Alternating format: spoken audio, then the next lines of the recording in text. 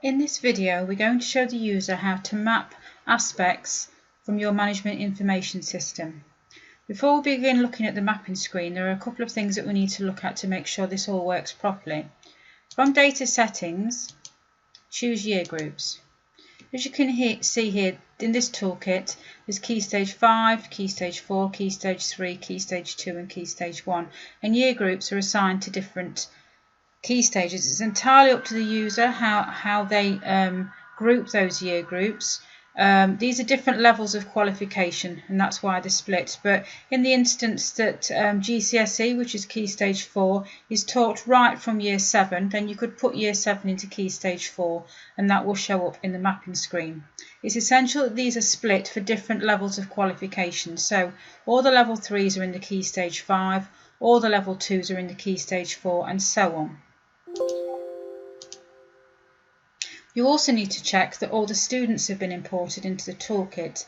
You can check that by going on to Diagnostic Tools, and you can see how many are in each year group there. So there's 317 pupils in Year 10. We also need to look at grade sets. The grade sets define the information that comes in from the management information system into the mapping screen. For the example, that if you have grades 9, 8, 7, 6, 5, 4, 3, 2, 1 coming in, you need to create a grade set with those grades in. I'm looking at Key Stage 2, so I'm going to look at this grade set here. And as you can see, the user has defined the grades down there, and they've also filled in the points. As this is a Key Stage 2 grade set, these columns, Key Stage 4/5 equivalent, new point scale and 9 to 1 equivalent, are not filled in. If it was a Key Stage 4 or Key Stage 5 grade set, all these 4 columns need to be filled in and defined by the user in order for analysis to work correctly. Now we're going to look at the mapping screen. Go into Data Management and Mapping, and I'm going to choose Key Stage 2 because I know this one is blank. When you first open a mapping screen there for one of those key stages, it will be blank like this. Now we need to create the result types. So we right click and click Manage Result Types. Result types are data collections that are year group specific and collection specific. So I'm going to begin by adding one at the bottom there for Year 6 Autumn 1. This is an assessment category, and the highest year group that you can have in there is Year 6. It doesn't matter which year group you put in there. I'm going to add another one for Year 6 Autumn 2, and another one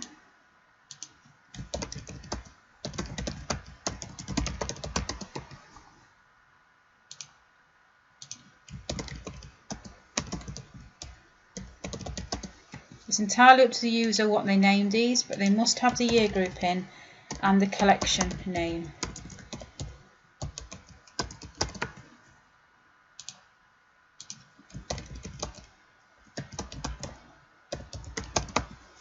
If you want to do it for another year group, you do need to create another one. So you'd start with Year 5 Autumn 1, and so on and so forth. I'm going to make that one for Year 5 as well. Okay, and click OK.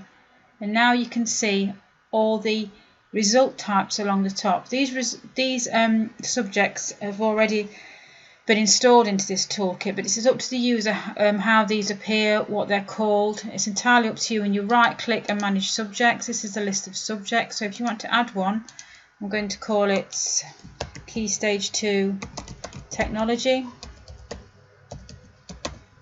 Subject types, up to the user whether or not they put that in. You can do analysis on subject type, so that would show up there.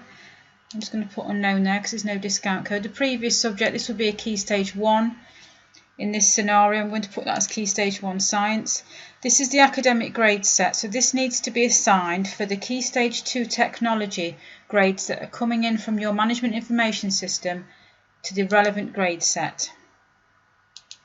And this subject has non-academic grade set. This is for things like behaviour or effort, where students are ranked 4, 3, 2, 1 on behaviour or attitude to learning.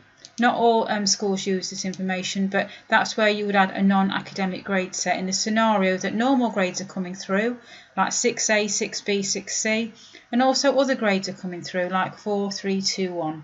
then click OK, and now you can see that subject appears there. Now we need to drag and drop the technology grades from the management information system over into the toolkit. I'm just going to click Save. And in this scenario, what I would do, I would look for Key Stage 2 technology, because that's what it's named in my management information system, and I know that there's none of that in here. I'm just going to look at Key Stage 2 English. So as soon as you've found the subject reference and the result type, you just drag and drop it. So in this scenario, I'm just going to, for this training purpose, we'll assume that Key Stage 2 English is Year 5 Autumn 1 for this one here. So we'll drag it over into there and then save it. It goes red when you've saved it. That means it's been dragged into the toolkit, but it has not been imported. Everything goes red as you import it across. I'll just give you an example of what a complete toolkit looks like. This is the Key Stage 4 tab for a customer. As you can see here, they've named each of the result types. If I just right click and manage those, you can see all the result types they've got there. They start off with exams, minimum expected grade. They've named all this themselves. And then Year 9 Assessment Point Collection 1. That's Year 9 Assessment Point Collection above, on and below. These are different categories. And as you can see, they go right from Year 9 APC 1 down to Year 9 APC 4, and then again for 10 and 11. And they've dragged and dropped the information from the left into the right. Click Save, and then they've done what we call a backdated import to pull the data through. I'm just going to show you how to do that.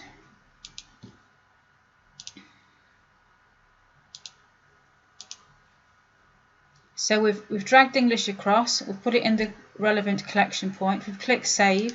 Now to do a backdated import, we go on to Admin, Schedule Manager, and the user needs to be aware of when those results came in. If those results came in last September, on results you would change the date back to the date that the results came in. So if they came on the 10th of September, I would do that, change the results to the correct date, save it, click Run Next, and then it will appear in the queue.